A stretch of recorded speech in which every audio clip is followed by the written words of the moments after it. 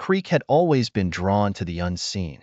As a seasoned ghost hunter, he spent his nights delving into the forgotten corners of the world, seeking out spirits that haunted crumbling, abandoned houses.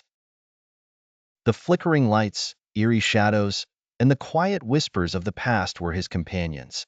His rugged appearance and the stern gaze of his deep-set eyes conveyed a man both familiar and weary of the supernatural. One crisp autumn evening, as Creek stood outside an ancient, decaying mansion, preparing his equipment for another night of ghost hunting, an entity unlike any he had encountered before materialized before him. The Jinn, a figure cloaked in ethereal blue light and adorned with ancient symbols, approached him with an air of desperation and authority. Creek, the Jinn spoke, its voice a harmonious blend of whispers and winds. I am in need of your help.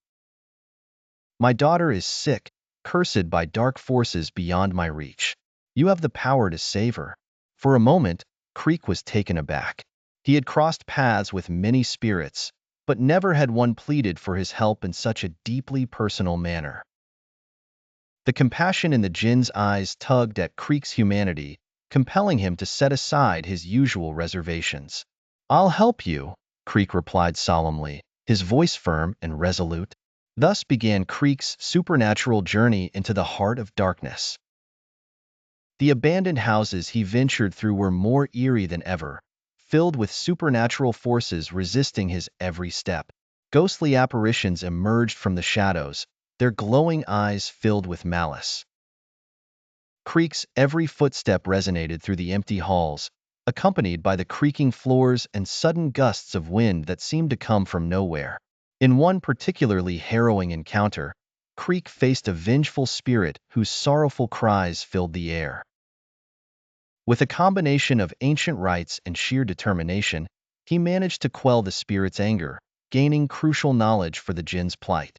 Every challenge Creek overcame seemed to forge a deeper connection between him and the Jinn, solidifying their shared determination.